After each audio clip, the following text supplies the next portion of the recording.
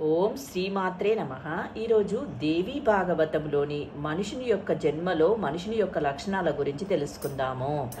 జనమేజయ, మాయాశక్తి చాలా బలవతి, మానవుల బుద్ధిని దారుణంగా మోహపరుస్తుంది.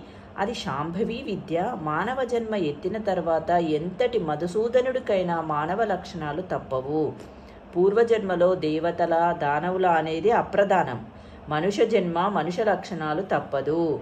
మానుషం జన్మ సాప్రాప్య గుణా సర్వేపి మానుషాః భవంతి దేహజాః కామం నా దేవా నాసురాస్తదా.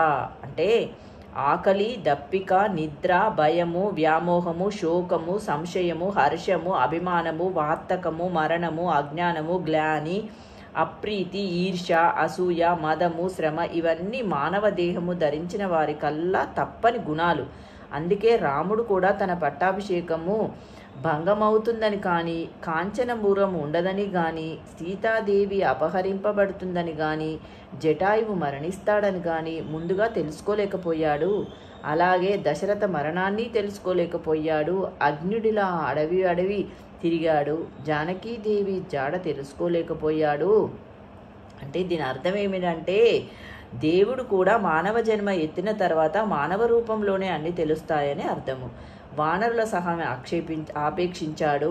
వారే సీతమ్మ జాడ తెలుసుకుని వచ్చి చెప్పారు. సముద్రానికి సేతువు కట్టారు. రావణ సైన్యంతో ఘోర యుద్ధం చేశారు. ఆ యుద్ధంలో రాముడు నాగపాశబద్ధుడయ్యాడు తెలుసుగా. గరుత్మంతుడు వచ్చి విడిపించవలసి వచ్చింది. సరే, కడపటికి రావణుడిని సంహరించాడు అనుకో, అది కాదు. తాను జనార్దనుడయ్యుండి కూడా సీతాదేవి సౌశీల్యాన్ని గ్రహించలేకపోయాడు. అగ్ని పరీక్ష పెట్టాడు. పోని అంటే మరికొన్నాళ్ళకి లోకాపవాదానికి భయపడి పట్ట మహిషిని, నిండు గర్భవతిని అడవులకు పంపించేశాడు. అక్కడ కుశలవులు జన్మించారు. అది తెలుసుకోలేకపోయాడు. వాల్మీకి తెలియజెప్పవలసి వచ్చింది. చివరికి సీతాదేవి పాతాళానికి వెళ్ళిపోవడం కూడా రాముడికి తెలియలేదు. ఒళ్ళు తెలియని ఆ కోపంలో సోదరులపై విరుచుకుపడ్డాడు. తనకు కాలం ఆసన్నమైన సంగతిని మాత్రం తెలుసుకోగలిగాడా? అది లేదు.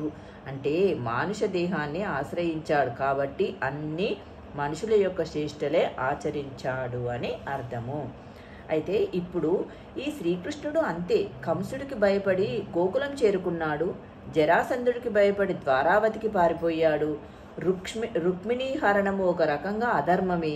శిశుపాలుడికి ఇవ్వాలని కదా వారి పెద్దల నిర్ణయము. ప్రద్యుమ్నుడు జన్మించాడని ఆనందించాడు. శంబరుడు అపహరించాడని దుఃఖించాడు. సత్యభామ కోరిక తీర్చడం కోసం భార్యా విధేయుడై ఇంద్రుడి మీదకి దండెత్తి పారిజాతాన్ని అపహరించి తెచ్చాడు. పుణ్యక వ్రతం పేరుతో సత్యభామ ఈ శ్రీకృష్ణుని చెట్టుకు కట్టేసి నారదుడికి దానంగా దారబోసింది. బంగారం ఇచ్చి విడిపించుకుంది. ఎంతటి స్త్రీలోలుడో అనిపిస్తాడు కదా. ఈ విధంగా శ్రీకృష్ణుడు కానీ, రాముడు కానీ భగవంతులు అయినా కూడా మానవ జన్మంలో మనిషి యొక్క లక్షణాలే ఉంటాయని దీని యొక్క అర్థము. ఓం శ్రీమాత్రే నమః. రేపటి వీడియోలో శ్రీకృష్ణుడి యొక్క శివదీక్ష గురించి తెలుసుకుందాము.